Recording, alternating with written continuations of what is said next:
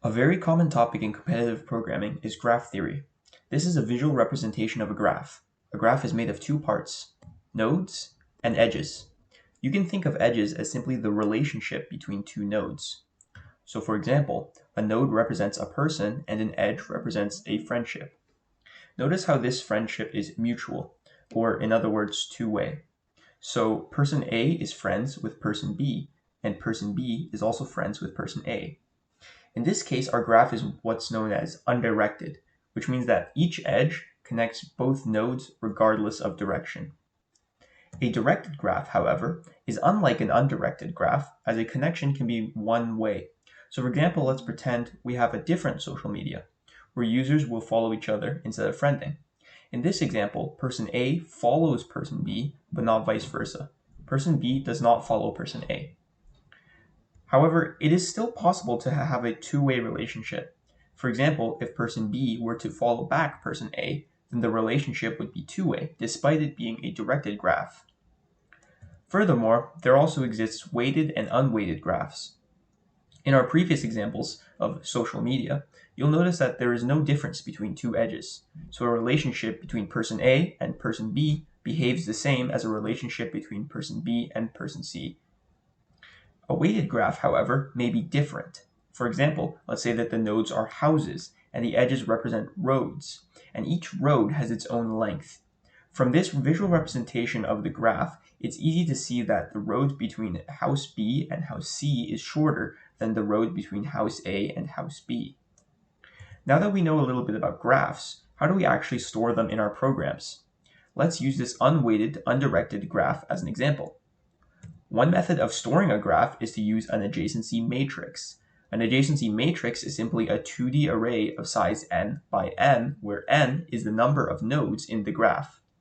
In this adjacency matrix, a true at row A, column B means that an edge exists between node A and node B. So here you can see that since there is an edge between node 0 and node 1, the element at row 0, column 1 is true. The same can be said with all other true elements. To make an adjacency matrix, you simply loop through all your edges and access the element at the corresponding row and column and set the proper value. You may notice that this diagonal is all false. That is because normally you do not need to know if there's an edge between a node and itself. However, it may be possible for a node to have an edge with itself. You may also notice that our adjacency matrix is symmetrical. This is because since our graph is undirected, an edge between A and B means that there is also an edge between B and A. So for example, there's an edge between nodes 1 and 3. So therefore, it is true at row 1, column 3, and row 3, column 1. If our graph was directed instead of undirected, we can arbitrarily assign rows as the origin of the edge and columns as the destination of the edge. In other words, an element at row A, column B, that is true represents an edge that points from node A to node B. So for example, there exists an edge that starts from node 2 and points to node 3.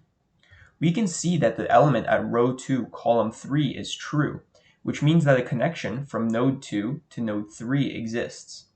However, the element at node 3, column 2 is false, which means that a connection from node 3 to node 2 does not exist. Now if our graph was weighted, Booleans would no longer be able to fully represent our graph. In its place, we can use integers. If there is an edge, we put its corresponding value, and if not, we use a placeholder value. In this case, we will be using infinity, which can be practically represented by a very large value, a value which should never be reached under normal circumstances. An adjacency matrix is fine until you have more than 1,000 nodes. This is because the adjacency matrix has a space complexity of OV squared, where V is the number of nodes in your graph. In many cases, this will not be enough, as we may be given a large number of nodes, but a limited number of edges, so all of the space used by an adjacency matrix may not be needed. In those cases, we will use an adjacency list instead.